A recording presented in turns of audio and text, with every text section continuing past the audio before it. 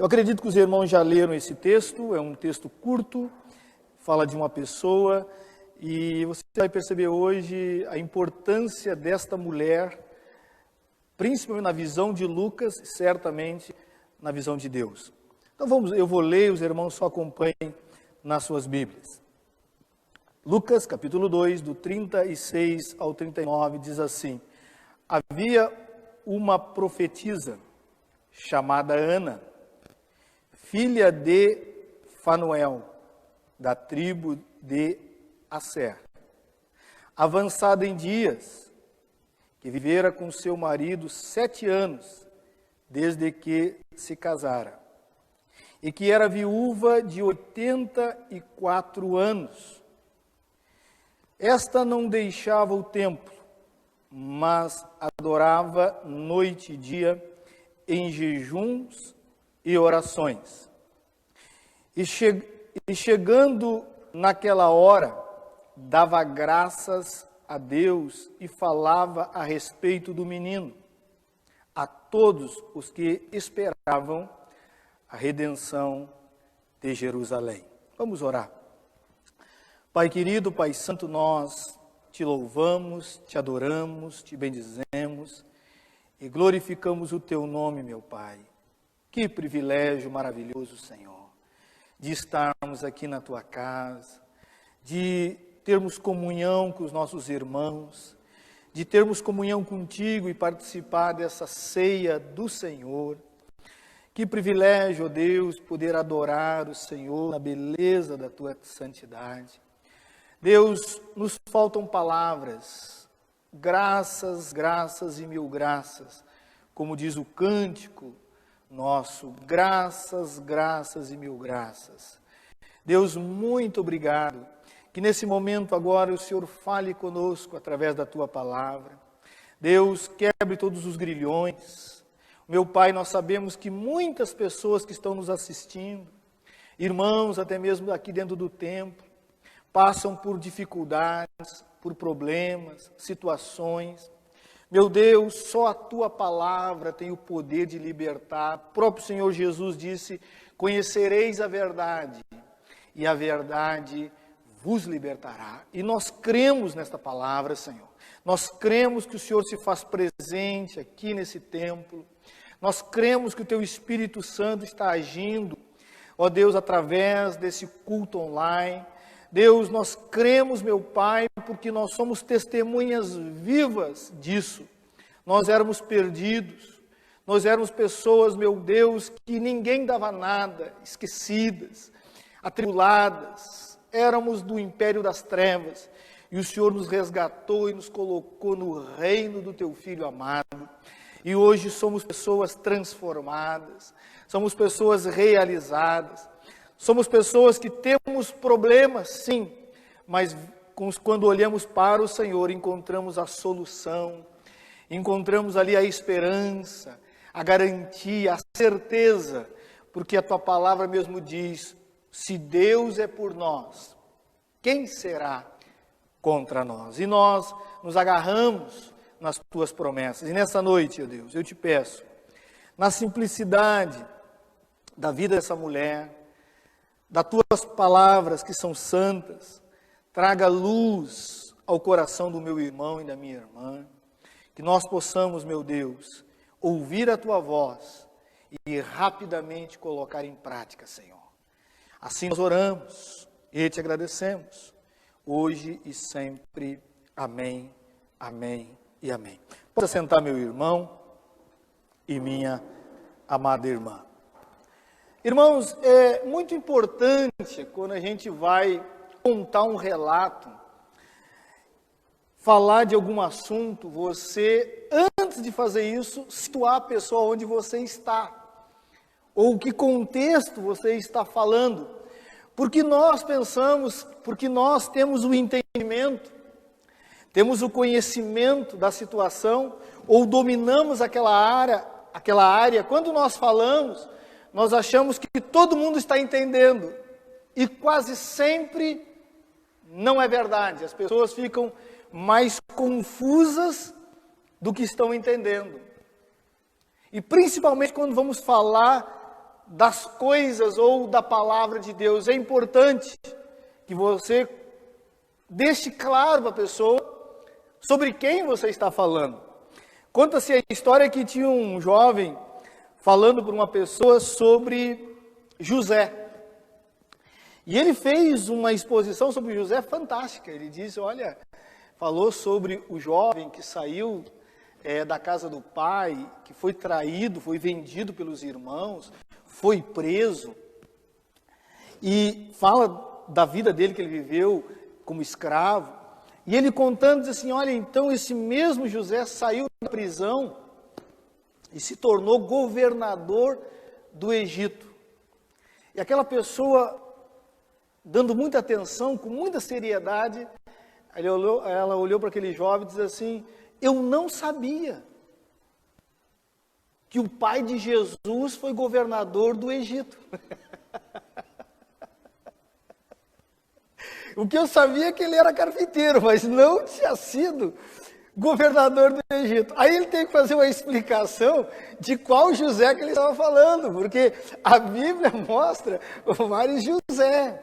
Você entende a importância de você colocar, porque você pode achar que a pessoa está entendendo e ela não está compreendendo, porque ela não tem conhecimento de toda a situação.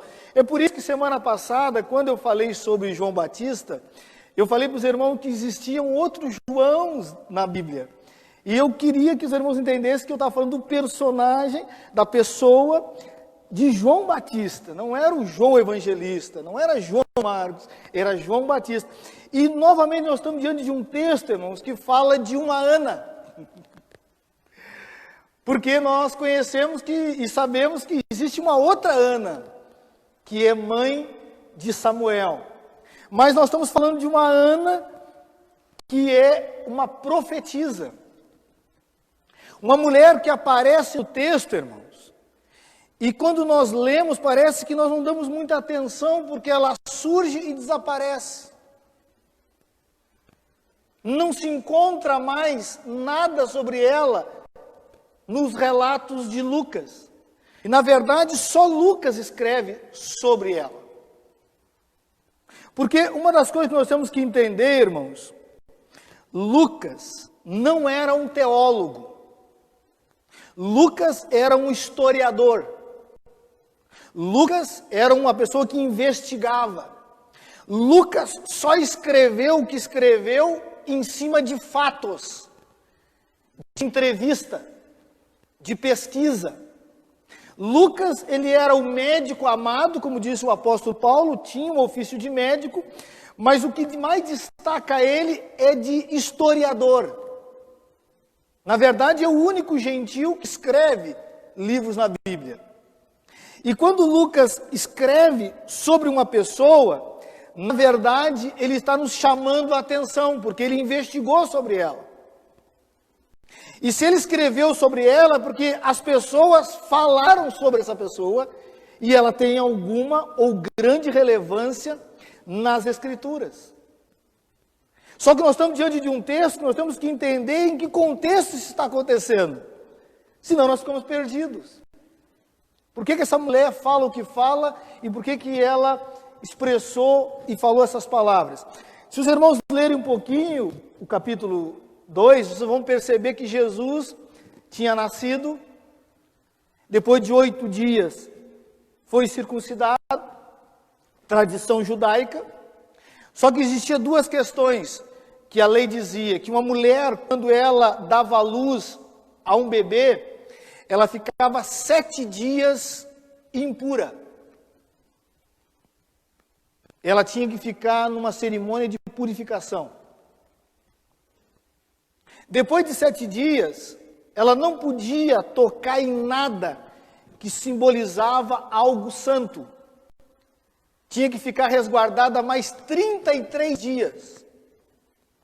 O templo era um lugar que era símbolo da presença de Deus, um símbolo de algo santo. Então, se nós analisarmos, esse texto está falando que Jesus era um bebezinho que tinha no mínimo 40 dias de nascimento. E como a lei dizia, nasceu uma criança, tem que ser o quê? Apresentada para o Senhor, consagrada para Deus. E Jesus passou pelo mesmo ritual, pela mesma cerimônia. E diz o texto então que ele está indo. José e Maria estão indo para o templo. E nessa trajetória de chegar no templo, eles encontram um personagem ou uma pessoa antes de Ana, Simeão. Diz a Bíblia, diz Lucas, que Simeão recebeu uma revelação, uma mensagem do Espírito Santo, que ele não morreria sem que ele visse o Cristo do Senhor.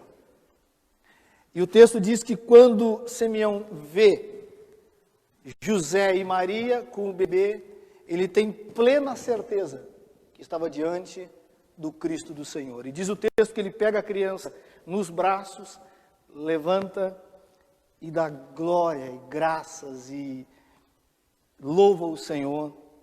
Ele diz: agora o Senhor pode me despedir em paz, porque eu vi o Redentor, o Cristo.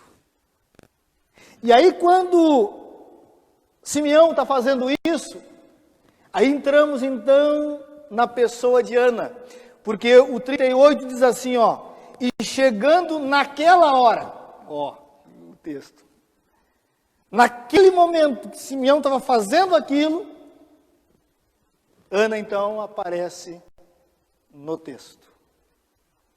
E, irmãos, é importante nós então tentarmos entender um pouquinho quem é essa mulher, porque se Lucas colocou ela, é porque ela tem uma relevância. Tanto que ele mostra coisas de Ana, ele aponta algumas coisas em Ana, que ele não faz em Simeão. Então é importante que nós demos uma vasculhada na história, nos relatos que existem, nos escritos, que não são bíblicos, que não estão nas escrituras, mas que são parte da história, porque estamos diante de um historiador. E quando você vai fazer uma pesquisa de quem é essa tal de Ana, você vai encontrar coisas muito interessantes, que, na verdade, Lucas estava nos chamando a atenção no texto. E a gente precisa investigar para compreender quem é. Primeira coisa que ele diz, que ela tem um ofício. Ela tem uma vocação, ela é profetiza. Irmãos, só existiu 10 mulheres na Bíblia com esse ofício. 5 no Antigo e 5 no Novo Testamento. As 4 filhas de Filipe e Ana, no Novo Testamento. E no Antigo Testamento nós encontramos Miriam, nós encontramos Débora, Unda, esposa de Isaías.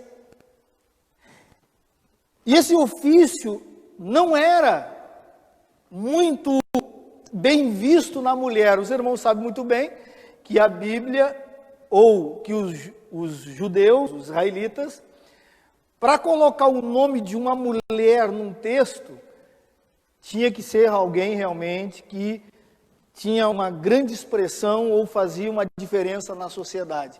E Lucas não diz só que ela tem um ofício, dá um nome para ela. E mais uma coisa, ela é viúva, irmãos. A maioria das viúvas da Bíblia não leva o nome.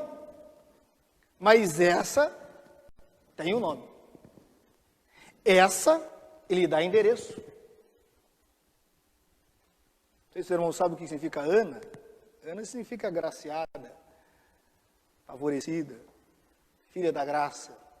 E aparece então o nome dela. E aí logo depois ele vai dizer de quem ela é filha. Diz o texto que o pai dela se chama Fenuel, ou Fanuel. Irmãos, quem é esse cara? Esse cara é o fundador da escola de profetas. Então, a filha do fundador da escola de profeta, com toda certeza, era bem conhecida. E ainda com o chamado e o ofício de profetisa, Mas diz o texto que ela é de uma tribo, chamada tribo de Asser. A tribo de Asser, irmãos, era uma tribo pequenininha. Na verdade, alguns acreditam que ela foi até exterminada no exílio da Assíria. Mas alguns estudiosos dizem que como Lucas registrou essa tribo, e ela estava no noroeste da Galileia, existia um remanescente lá, que fazia parte dessa tribo. Para os irmãos entenderem, isso é importante você compreender o que eu vou falar na mensagem. De Jerusalém até a região que era de Asser, no mínimo de 100 a 120 quilômetros em linha reta. Se você procurar no mapa e fazer o cálculo, você vai ver claramente isso. E aí, quem conhece um pouco de Bíblia sabe que essa tribo surgiu porque era um dos filhos de Jacó, com Zilpa, escrava de Lia. E aí, irmãos, nós vamos observando aqui e vamos perceber que Lucas coloca mais um dado. Diz que ela foi casada e depois de 7 anos de casamento, o marido morre. E aí depois ele dá o dado de quanto tempo ela ficou viúva. Aqui é que muitos autores e muitos pastores e muitos intérpretes se perdem. Ele diz que ela ficou 84 anos como viúva, mas o autor, ou o Lucas, não está dizendo que essa é a idade dela. Era o tempo da viuvez. E aí, como é que nós descobrimos, então, que idade tem essa mulher, irmãos? Aí temos que ir para a cultura. A cultura judaica, a cultura dos israelitas, dizia o seguinte, que uma menina de 12 anos de idade estava pronta, tinha permissão para ser oferecida em casamento. Vocês vão entender o meu pensamento agora aqui. Se ela, vamos supor que ela tenha casado, isso são os relatos históricos dizem para nós. Se ela foi casada com 12 anos, o marido morreu depois de 7, 19, mais 84, ela tem 103 anos nesse texto. E diz os textos apócrifos, que não são reconhecidos como originais, mas são textos históricos, diz que existia uma Ana em Jerusalém com 103 anos de idade. E diz mais, que ela morreu com 105 anos. Então depois, se ela se casou com 12, ela durou mais 2 anos. Se ela se casou com 14, poucos episódios depois ela faleceu. Aí nós estamos diante de uma mulher, irmão, com uma história de vida, não de uma conversão do ontem. Nós estamos diante de uma mulher que dedicou toda a sua vida para o reino, para a obra e para o Senhor. E eu, irmãos, dentro dessa introdução, para mostrar para os irmãos de quem nós estamos falando, eu quero, irmãos, pegar algumas lições para as nossas vidas, aqui nesse texto, e para nós colocarmos em prática no nosso dia a dia. E eu acredito que tanto eu como você quer isso para a sua vida.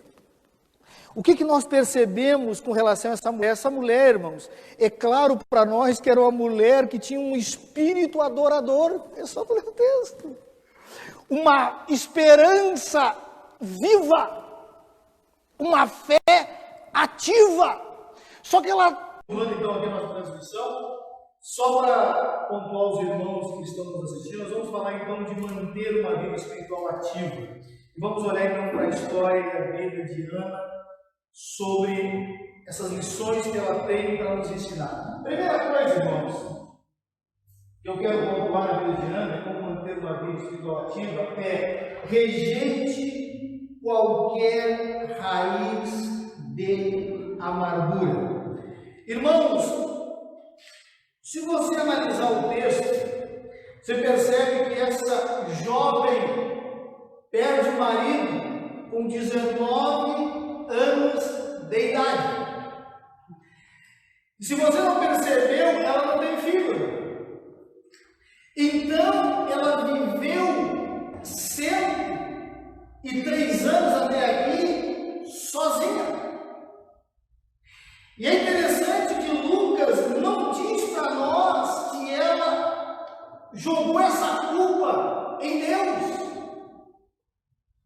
nas pessoas, na sociedade.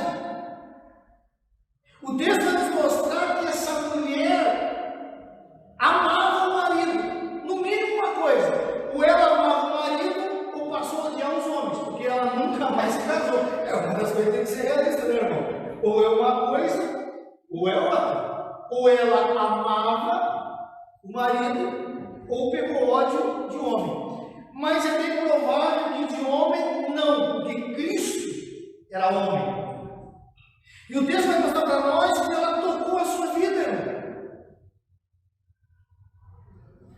E os relatos dizem que ela casou virgem. Ela não ficou se lamentando, porque poderia ter uma vida melhor, porque, se os irmãos não sabem, nesse contexto aqui, ter um marido não é simplesmente ter marido, irmão. Se o homem tinha nome, se o homem era trabalhador, é sinônimo de segurança, sinônimo que teria comida na mesa, estabilidade, sossego, respeito.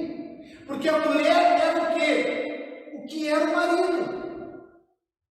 Tanto que a Bíblia diz que a mulher era a coroa do marido. Então você entende? O marido era o que representava a mulher. Só que o marido morreu. E ela não fica amargurada, irmão. E você sabe, eu sei, a pessoa que começa a guardar ou permitir que raiz de amargura se instale no seu coração, está morrendo a cada dia. A amargura é como um câncer, vai comendo a pessoa por inteiro. Ela começa a olhar defeito em tudo, e daqui a pouquinho ela vai perder sim comunhão com Deus. Porque ela não consegue estar no ambiente onde o próprio Deus se manifesta. Não quer mais ir à igreja, não quer mais conversar com o cristão.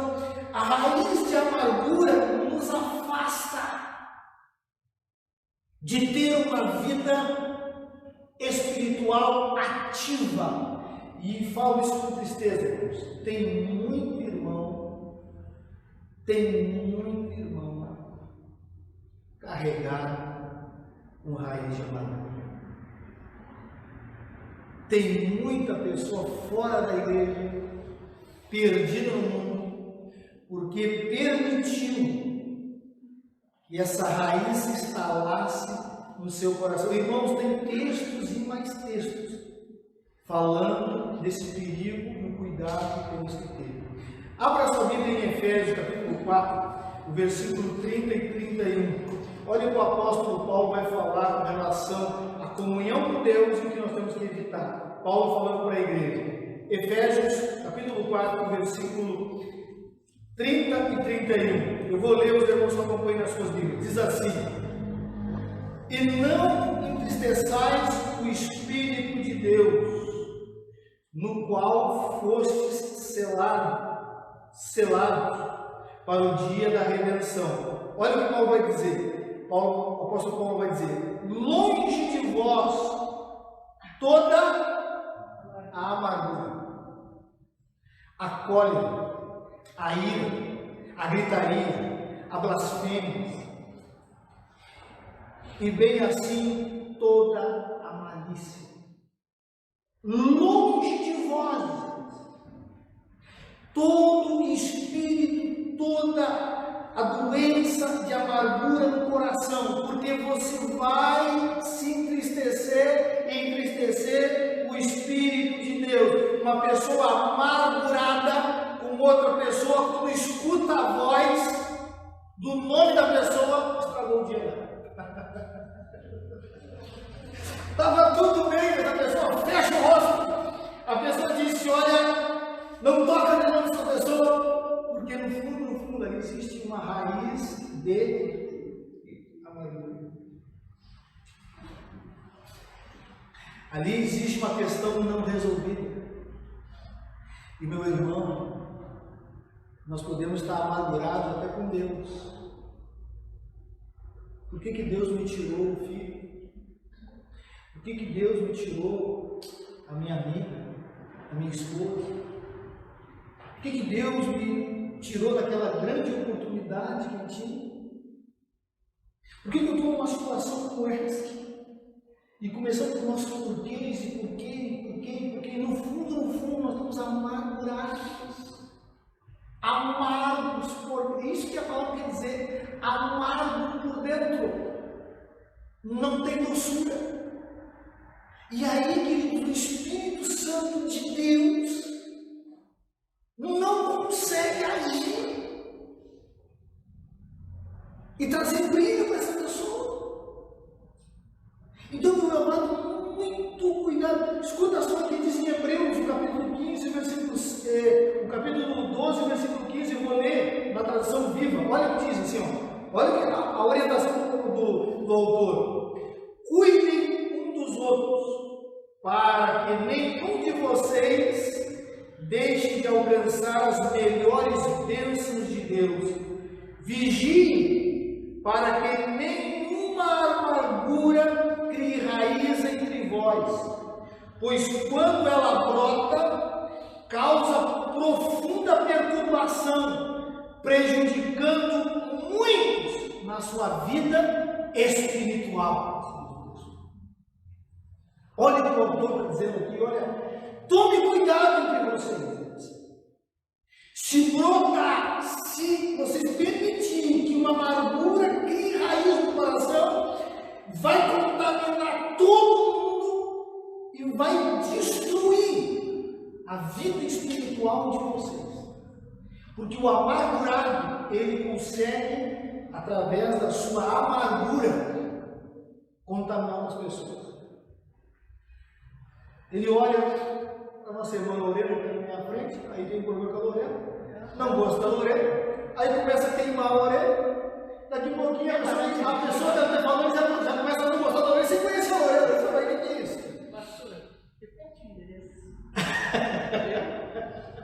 A Lorena não quer que você tire ela daqui, mas você entende o que é um amargurado?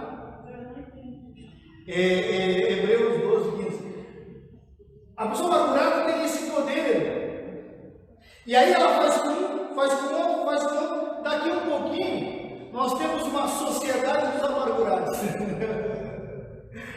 É pessoa que se dói com qualquer coisa, é pessoa machucada aqui. Irmão, Ana poderia ser essa pessoa, mas ela escolhe não seguir essa linha. Isso é uma decisão sua. Isso nem o Espírito Santo vai fazer algo se você assim não permitir. Se você quiser alimentar esse espírito de melancolia, depressivo, de tristeza, de se afundar no meio dos seus próprios sentimentos amargurados, a vida sua vai só ir para trás, e a sua vida espiritual com Deus. Então a primeira coisa que nós aprendemos aqui, que Ana rejeitou, não permitiu que criasse raiz de amargura, que tinha perdido alguém que era importante para ela, tanto que ela não procurou outro casamento. E pode ser certeza, se procurasse conseguir. Por quem era o pai dela, não teria outro profeta para querer se juntar buscando com ela, entendeu? Então, mas ela entendeu, compreendeu, porque nós temos que entender uma coisa, irmãos, quando alguém parte, quando alguém morre, quando alguém que fazia parte da nossa história, da nossa vida partiu é porque Deus encerrou na vida daquela pessoa o propósito dele. Mas isso não quer dizer que Deus encerrou na tua vida. Deus tem um propósito na tua vida. E Ana entendeu isso, irmão. E viveu 84 anos.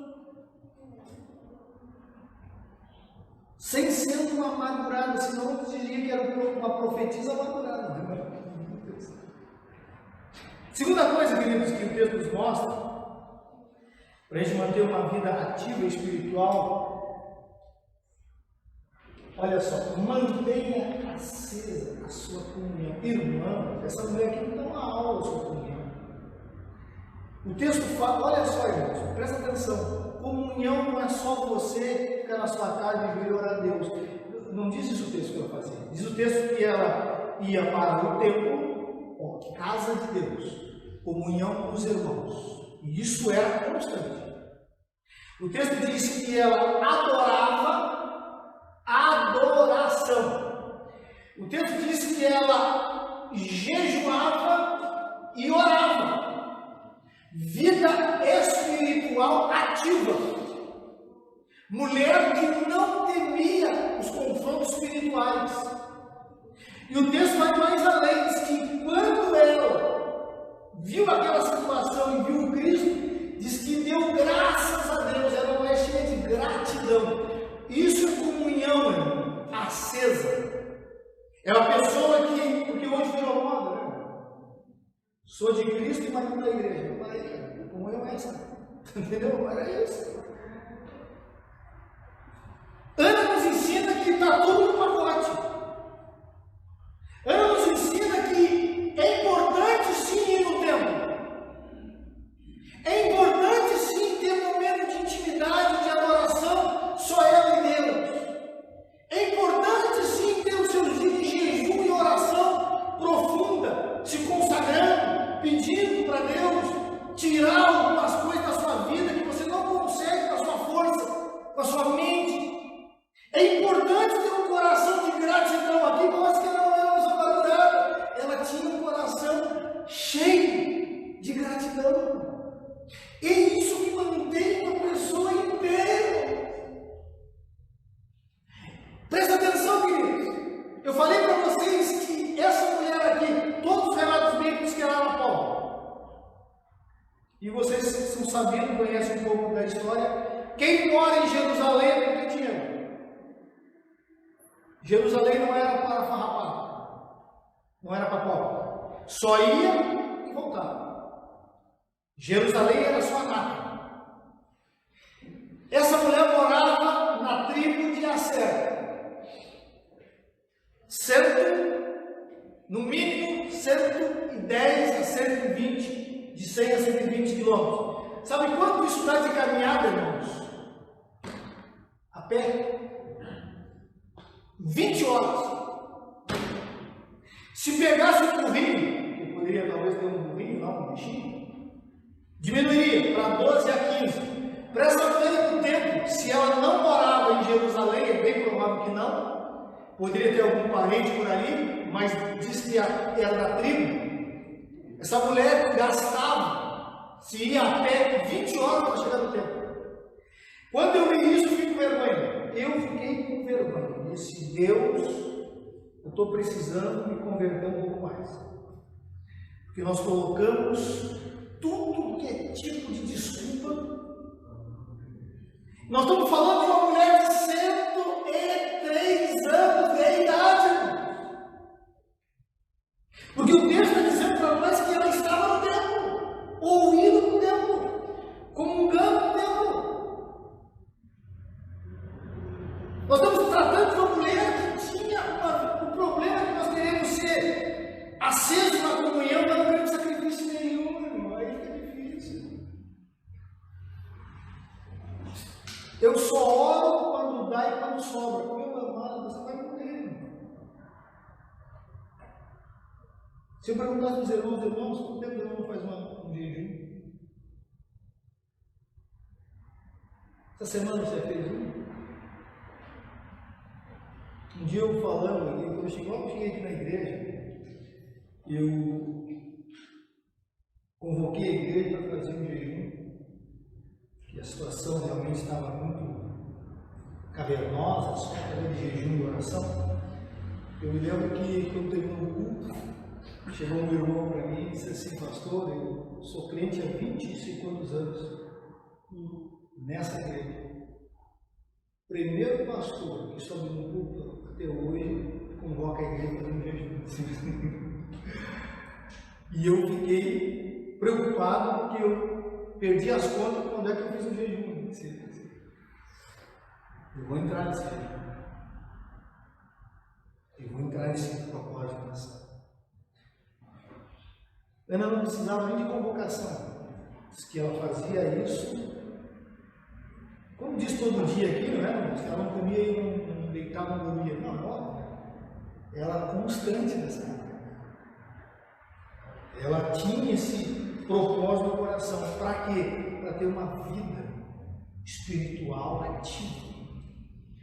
Porque Jesus ensinou isso para nós, irmãos. Algumas castas, alguns demônios, disse Jesus, só com jejum e oração. Não tem como vencer. Não tem como fazer outra coisa. Tem que ir para o jejum e tem que ir para a oração. Então, meu amado irmão, essa mulher tinha essa vida ativa. Mas ela sabia qual eram os caminhos, o caminho da comunhão plena. Você quer continuar na caminhada, irmãos? Se consagre. Observe, mantenha acesa a tua comunhão. Porque às vezes eu não consigo orar sozinho, irmãos. Nós não conseguimos. Mas se eu estou com uma igreja, aí eu consigo. Às vezes eu não tenho força para nem ler a Bíblia. Mas quando eu estou num estudo dos jovens, num pequeno grupo, eu estou estudando a palavra, estudando as escrituras, porque alguém está lendo e alguém está explicando. A comunhão nos mantém aceso. A comunhão é como um braseiro, irmãos. A brasa que sai do braseiro, o que vai acontecer com ela? Vai apagar. Vai apagar. Então, Ana entendeu isso. Ela entendeu que para ela chegar até lá tem que ter vida de comunhão com Deus, com a igreja, gratidão, consagração. Isso é vida plena. Plena. De comunhão. E eu quero encerrar. Dizendo para os irmãos que seja fiel no propósito de vida, ou o seu propósito de vida. Irmãos, é interessante que Lucas vai dizer para nós que ela era uma profetisa. Ana é a mulher aqui, escuta o que eu vou dizer para os irmãos, para não haver confusão no que eu vou falar. Ana é a mulher na Bíblia que faz a transposição, ela faz essa mudança do profeta do Antigo Testamento para o profeta do Novo Testamento. É Ana que faz isso. Porque o texto diz para nós que ela era uma profetisa. Deus deu esse ofício a ela. Deus deu ou chamou ela com esse propósito. E o texto vai dizer para nós que ela está idosa e está exercendo esse propósito, exercendo essa missão. Muitos, os relatos dizem para nós, os historiadores, que ela ia para Jerusalém não só por causa do templo, não só por causa das orações, mas ela também exercitava o seu ministério de profetisa. Ela exercitava aquilo que Deus deu para ela fazer. Mas é interessante, o texto começa a falar de profetisa, e diz no começo do versículo 36, mas no 38 diz assim para nós, olha só, que quando ela encontra Jesus, muda o ministério dela. O texto diz assim, ó, e chegando naquela hora, dava graças a Deus e falava a respeito do menino a todos que esperavam a redenção de Jerusalém. A partir daquele momento, a profetisa Ana diz o seguinte: a minha missão agora é anunciar, é falar para todos aqueles que esperam o Redentor, que ele chegou. Ela se tornou aquilo que todos nós recebemos de Cristo. Todos nós temos essa vocação. Todos nós temos a missão de ser uma voz de Deus no meio do povo, dizendo o Salvador, o Redentor. Aqui ela fala de um bebê, porque ela não viu, ela não sobreviveu para ver o Cristo adulto morrendo numa cruz e ressuscitando e subiu ao céu. Ela só viu o bebê, mas o bebê que ela viu, ela disse: de agora em diante, o meu ministério é vir ou está em Jerusalém dizendo: aquele que tanto eu falei para vocês, chegou. O Cristo está vivo. A redenção de Israel está no nosso meio. Irmão, nós temos um propósito de Deus, uma missão, uma vocação, irmão. Eu não sei para que Deus te chamou, mas com toda certeza, todo ser humano que está na terra, todo ser humano que está vivo, Deus tem um propósito na sua vida. E um deles é para todos nós falar da pessoa de Cristo. E não interessa se a pessoa vai gostar ou não, se vai aceitar ou não. O nosso papel não é transformar as pessoas. O nosso papel é anunciar a pessoa de Cristo. Quem transforma é o Espírito Santo. Você não é o Espírito Santo e nem tem o mistério do Espírito Santo. O seu papel é falar. E Ana entendeu isso. E Ana então disse: agora o final da minha carreira eu encerro, apontando para ele. E o grupo que ela liderava, ou se aconselhava, ou vinha até ela, diz que para todos eles ela disse: olha, o Redentor de Israel, o menino que eu falei aqui, é ele. Meu amado irmão e minha amada irmã, quem não teve essa experiência, tenha. Até hoje não encontrei uma pessoa que se dispôs a anunciar Cristo, a falar de Jesus, a fazer alguma obra que Ele tenha mandado, que não saia melhor e mais renovado do que a pessoa que recebeu a mensagem. Até hoje não vi, irmãos. Até hoje não vi. E aqueles que entendem o que eu estou falando, não tem satisfação maior para nós que somos cristãos de verdade, é ver uma pessoa perdida se encontrar com Jesus. É ver uma pessoa que estava caindo para o mundo voltar a ter comunhão. Irmãos, se você quer ter uma vida espiritual ativa, essas três coisas têm que fazer parte. Quem está falando isso para nós é uma idosa, irmão. É uma mulher que nasceu bem provável num lar de ensinamento da palavra, casou-se, perdeu o marido e continuou a sua trajetória de vida. E foi até a morte. Não fala que era uma pessoa desanimada, para baixo, não fala. Diz que essa mulher se regozijou e queria ter uma experiência com Deus antes de morrer, e teve. Porque a promessa era para Simeão, não para ela. Mas porque ela era persistente, antes de encerrar a carreira, Deus deu o maior privilégio que a pessoa podia ter, de ver o próprio Cristo. Nós estamos perdendo oportunidades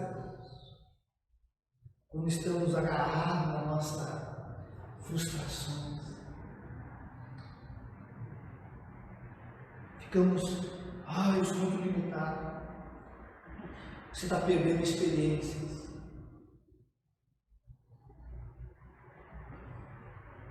O salmista diz: abre a boca, e eu colocarei as palavras, aleluia, para que você tenha experiência, para que você tenha uma vida ativa, para que você tenha e cumpra o seu propósito. Se o seu propósito é louvar, louve. Se o seu propósito é evangelizar, evangelize. Se o seu propósito é a parte de ensino, ensine. Mas todos nós, sem exceção, temos a missão de falar do Redentor. O irmão estava me contando aqui que encontrou um espírito essa semana. E o cara começou a falar sobre revelação. Eu disse, rapaz, está meio viajando. Tem que procurar uma igreja. Tem uma aqui, ó, pertinho aqui nesse nosso colar aqui. Que você, perturbado, está perturbando. A pessoa não gostou muito de ouvir aquilo. É muito normal às vezes. Se for para perturbar outra pessoa, mas fez o papel dele, falou, disse, apontou, teu problema se resolve em Cristo, vai ter comunhão. Irmãos, nós estamos diante das maiores oportunidades. Maiores oportunidades. Já pensou se você precisasse assistir uma reunião, um culto, de ganhar 20 horas?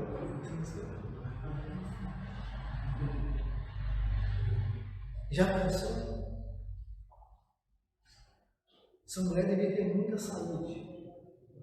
Muita saúde. Mas o que ela ia fazer agradava a Deus. O que eu quero dizer para você, meu amado irmão, que aqui está a chave para nós termos uma vida ativa, espiritualmente ativa, cheia de vigor, até o último dia da nossa caminhada. Eu tenho um testemunho de uma irmã, que o pai dela era um evangelista, um homem de Deus, presbítero da igreja, um evangelista. E ela contou para nós que o pai dela foi tomado de câncer da ponta do pé até o último fio de cabelo na cabeça. E a semana que ele iria, ele disse, essa semana você não passa, não tem. O que é estranho, medicina, o que me chama até, o que é estranho para a medicina, é como é que o senhor não sente dor. O senhor não sente dor, o senhor não sente dor, como é que o senhor não sente dor? E o homem não parava na cama. Colocava ele na cama, o médico saía, se levantava e saía dos corredores falar de Jesus, entregar o leitinho, falar de Cristo. Na semana que ele morreu, ele partiu da semana mesmo, todos os quartos do hospital ele visitou, orou e falou de Cristo. O homem morreu cumprindo a missão e o propósito que Deus tinha com ele. Irmãos, um cara desse, quando você vai para o velório, você começa a dar glória a Deus, porque você vai chorar com um desse. Deixa um vazio. Mas a gente olha muito com Deus no mistério. Meu amado irmão, minha amada irmã, você é um jovem, você é uma jovem. Não é que você vai dizer para mim, não, pastor, estou muito cansado, mas olha para essa mulher.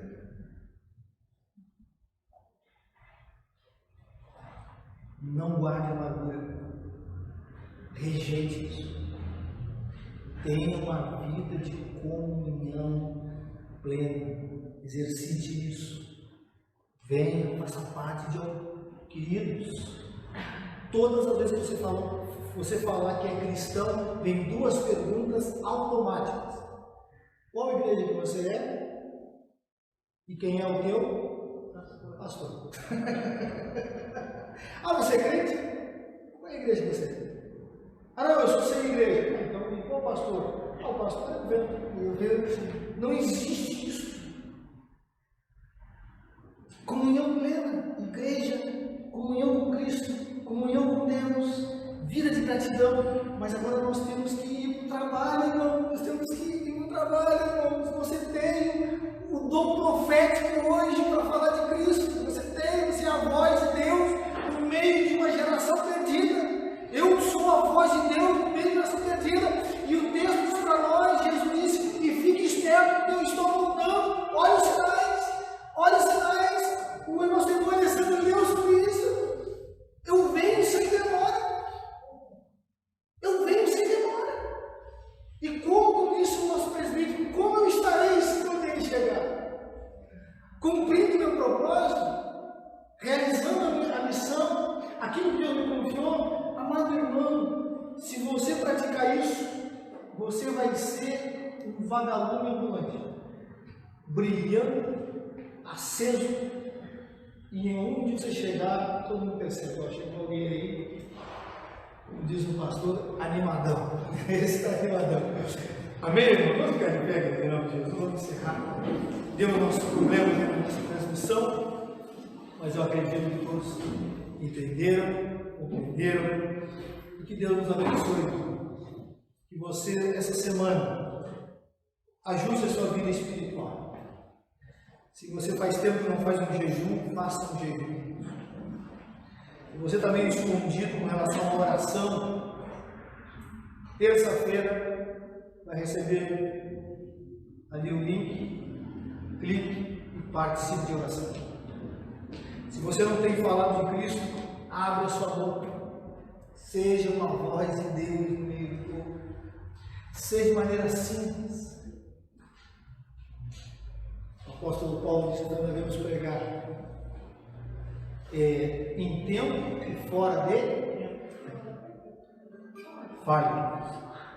Que quem vai transformar e fazer a obra é o Senhor, não é você. E antes da minha conversão, tinha um rapaz que falava de Cristo para mim. Era um soldado, era sargento na época.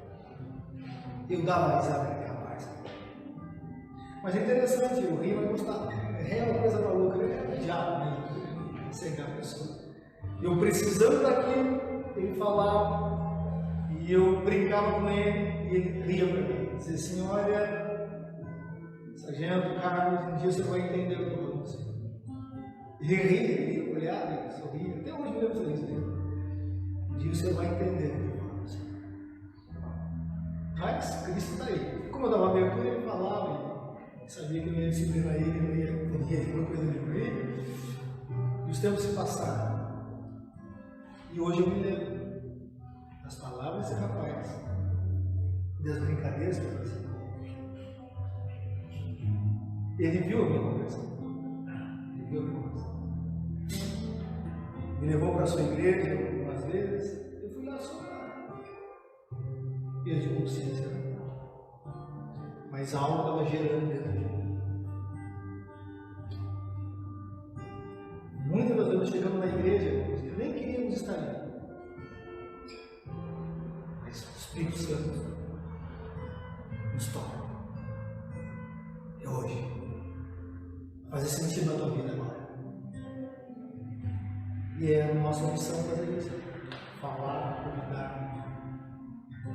Ah, mas ninguém se converteu. Mas não é o teu papel converter. Nosso papel é ser uma Ana.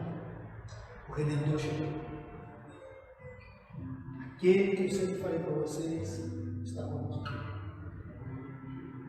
Vamos orar, vamos fechar nossos olhos. Senhor nosso Deus, amado Pai, graças te damos por essa noite maravilhosa, Senhor. Muito obrigado pelo teu povo que está aqui presente na tua casa. Como disse a nossa irmã Lorena, em tudo dai graças. Tudo tem um propósito do Senhor. Ó Deus, que essa palavra possa ter chegado no coração daqueles que estavam sedentos para ouvir a tua voz. Que nós possamos colocar em prática isso todos os dias. Deus, às vezes nós carregamos no nosso coração algumas dores e não temos nem coragem de falar sobre elas. Uma raiz de amargura com relação ao nosso pai, à nossa mãe, irmão da família, irmãos na fé. Isso vai nos sufocando, nos esmagando, nos colocando no poço da amargura e da tristeza. Deus, em nome de Jesus, que essa pessoa nessa noite seja liberta pelo Senhor, que essa pessoa nessa noite receba do teu doce Espírito, Deus. Renove as suas forças, arranque essa raiz, arranque esse mal, como nós mesmo bem sabemos, esse mal pela raiz, em nome de Jesus. Ó Deus, que essa pessoa cultive uma vida de comunhão, mas não isolada do teu povo, mas junto com o teu povo, porque a tua palavra diz que não devemos deixar de congregar, como é costume de alguns. Precisamos da comunhão, precisamos ouvir da boca dos irmãos que tem, Senhor, o teu Espírito, tem para nos ensinar e nos ajudar também na caminhada. Deus, em nome de Jesus, que pratiquemos vida de jejum, de oração, de adoração, de gratidão, em nome do teu Filho, meu Pai, e que possamos cumprir a nossa missão, o propósito, a vocação, o ofício. A tua palavra diz que um dia teremos que prestar contas a ti, Senhor. Que esse dia seja um dia de alegria para nós, porque nós não enterramos de maneira alguma, negligenciamos o talento, o dom, aquilo que o Senhor nos concedeu, mas colocamos em prática, falamos, expandimos o teu reino, proclamamos a tua palavra, falamos do Deus que pode todas as coisas.